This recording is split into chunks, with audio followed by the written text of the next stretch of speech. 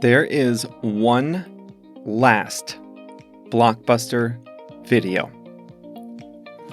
Hi there, it's Jeff, and welcome to yet another Plain English lesson. This time, it's number 355, so JR has posted the full lesson at plainenglish.com/355. Coming up today, there was one in my town growing up. There was one not in JR's hometown, but in Jalapa, where JR went to school. There was one in thousands and thousands of towns and cities around the world. I'm talking about a Blockbuster video store, and now there is just one remaining. We have an expression, at its peak, and JR has a song of the week.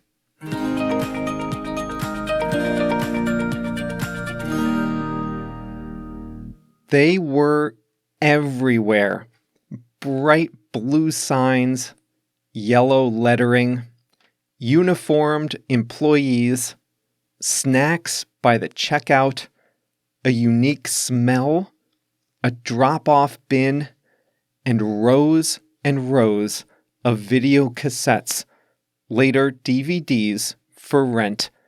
I'm talking about Blockbuster Video, the biggest video rental chain, which at its peak had over 9,000 stores in 14 countries. Today, there is one. There is one open and operating, surviving Blockbuster Video. It is in a city called Bend, a college town in the northwestern American state of Oregon. The last remaining Blockbuster Video is independently owned by a franchisee who continues to license the name and brand from Dish Networks, which acquired Blockbuster years ago. The Blockbuster story dates back to the early days of home video. When Sony released its first home video cassette player, consumers could, for once, watch movies at home on their own time and schedule. Movie studios were happy to sell copies of their movies on VHS cassette for $100. From their standpoint, a home movie represented a lost ticket at the theater, so they priced videos extremely high. And so, some enterprising entrepreneurs decided they would buy all the latest movies and just rent them out by the night. And just like that, the video rental business was born. Movie studios later came around, reducing the price of their VHS cassettes. But it didn't matter. Consumers were hooked on the convenience and selection of video rental. At the beginning, the industry was dominated by local or small regional chains. There was always a problem, though. The local video store never seemed to have enough copies of the latest movies. Blockbuster's main innovation was to buy lots and lots of copies of the latest movies, so customers could always find the latest hits. They then sold their spare copies to their customers at a discount once the initial excitement faded. Using their scale and their franchise model, Blockbuster bought up regional chains and came to dominate the video rental industry. Video rental served as a community hub and a traditional activity for Friday nights, holidays, and sick days. For anyone born between, say, 1975 and 1995, Blockbuster was part of the social fabric of childhood and adolescence. Blockbuster stores also provided an enviable employment opportunity for teenagers the world over. It sure beat working at a grocery store. But Blockbuster's dominance did not last forever. Legend has it, and this is according to stories told by Reed Hastings. Legend has it that Netflix founders approached Blockbuster and offered to sell Blockbuster their company. They offered to sell Netflix to Blockbuster for just $50 million in the year 2000. Again, according to legend. But according to legend, they were laughed out of the room. Netflix, we all know, came to dominate at-home consumption of movies, first by sending DVDs by mail, and now through its streaming platform. Blockbuster didn't go quietly. Many people don't remember this now, but Blockbuster created a multi-platform business where customers could stream videos online, rent them from kiosks, or go to one of its stores. Blockbuster by mail was the same as Netflix in the early days. The problem was that Blockbuster was saddled with debt. When Netflix made $1 in profit, they could reinvest that dollar in improving the product and the experience. When Blockbuster made $1, however, they had to use that dollar to pay down debt. Corporate debt can be good for companies in stable industries, but Blockbuster was being disrupted. It couldn't afford to innovate and service its debt at the same time. In the end, Netflix won big. Blockbuster had a franchise model. That means the company owned a number of stores, but the remaining stores were owned by local business owners who paid a franchise fee for the right to use the name and the brand and the systems. Most stores closed from lack of business. Dish Networks, a satellite TV provider, acquired Blockbuster out of bankruptcy in 2011. Just a few years later, in 2014, they realized there was no future in this business, and they closed the remaining 300 company stores. But not every franchisee went out of business. For years, 3 stores hung on in Alaska. They were featured on an episode of John Oliver Tonight and became something of a media curiosity. They eventually closed in 2018. The last holdout in Australia closed in 2019, leaving just one location. That one remaining store in Bend, Oregon, is owned by a local business owner. The store continues to license the Blockbuster brand from Dish Networks, which graciously continues to extend the relationship. They still use the same ancient computer systems. They have to, since nobody is updating video rental software anymore. The manager's name is Sandy. She says she's going down with the ship. She'll never quit as long as Blockbuster stays open.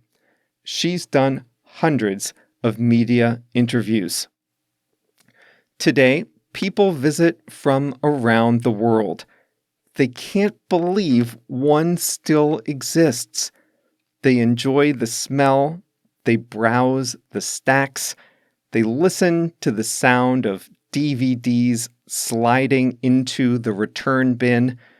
They pull their old Blockbuster cards from way back in their wallets.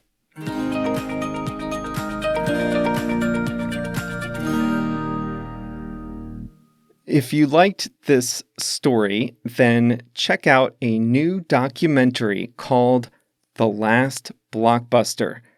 That documentary is streaming, where else? On Netflix. The documentary brings back good memories. Every Blockbuster VHS tape had the same case. It was a hard black plastic case with a plain white label and black text on it, identifying the title. The plastic on the spine was always peeling. They mention that in the documentary. They had interviews with the staff at the Bend, Oregon store, plus interviews with executives from Blockbuster, former executives from Blockbuster. The majority of the screen time was celebrities and entertainment industry people talking about their experiences and memories of Blockbuster. It was fun. If you have Netflix, check it out. It's called The Last Blockbuster.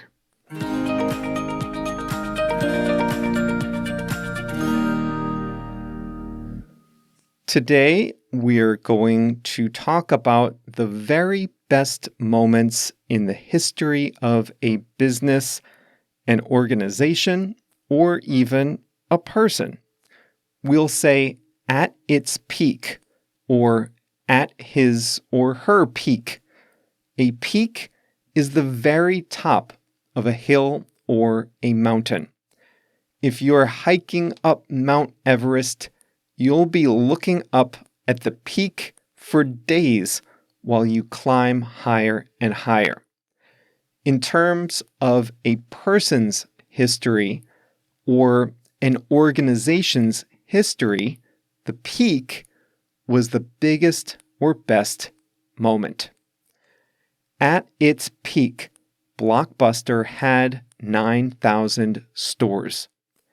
That means at its biggest or best moment in history, Blockbuster had 9,000 stores.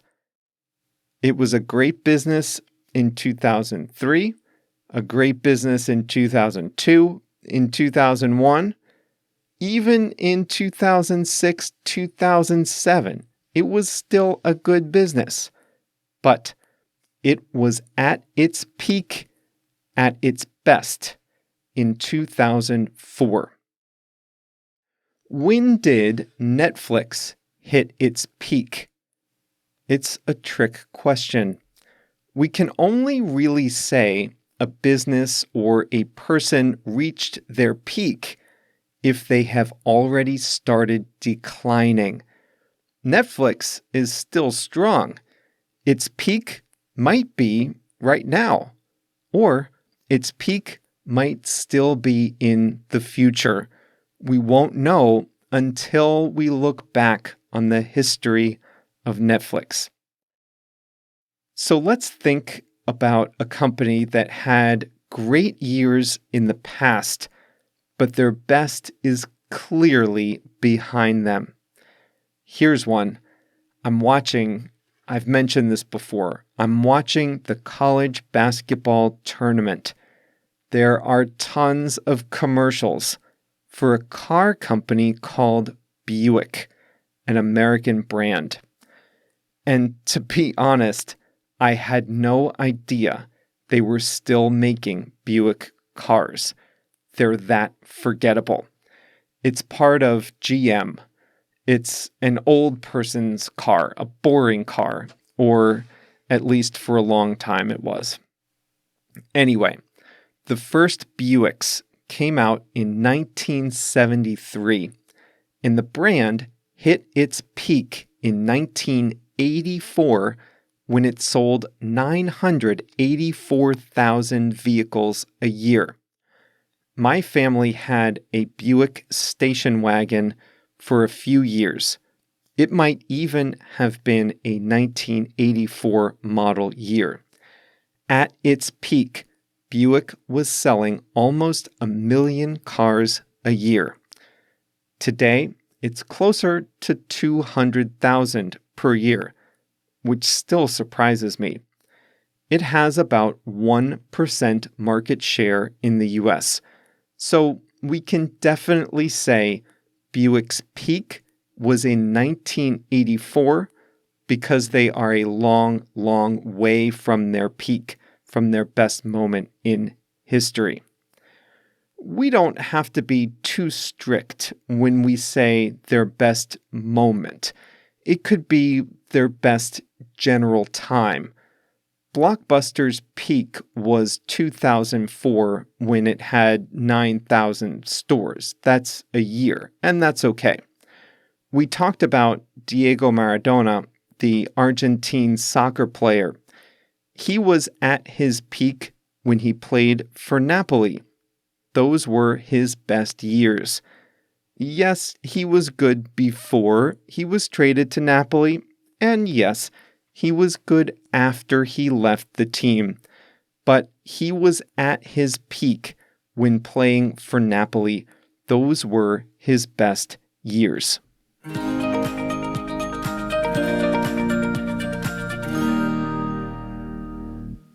Today's song of the week is Tied Up Right Now by the band Parcels. Not Tied Up Right Now. That's not it. It's Tied Up Right Now, all one word, no spaces. To be tied up means to be busy or occupied. I read the lyrics, and I think it's about a guy saying the one he wants, the girl, presumably, is tied up right now, meaning she's in another relationship. But the singer is content to wait and be the first in line when she's single again. I'm not sure that's how it works in real life, but that's how it goes in the song Tied Up Right Now by Parcels. So thanks, JR, for suggesting that song.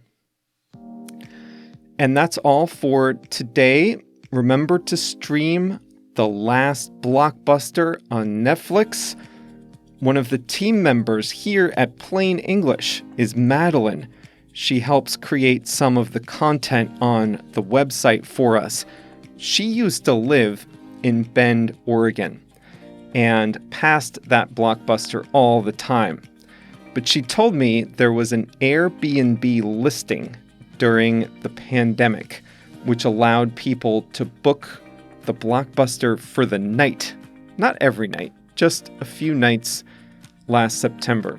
All 3 reviews were, I don't need to tell you, 5 stars. I'll put the link to the Airbnb listing at this point in the transcript at plainenglish.com/355. And if you like to watch documentaries about lessons you first heard on Plain English, there's another documentary out there about the university admissions scandal. That documentary is called Varsity Blues. We talked about that back in lesson 140. So that's a good documentary too. 2 good documentaries in English for your list. If you're interested, The Last Blockbuster and Varsity Blues. That should tide you over until Monday at least, when we'll be right here again with a new lesson. See you then.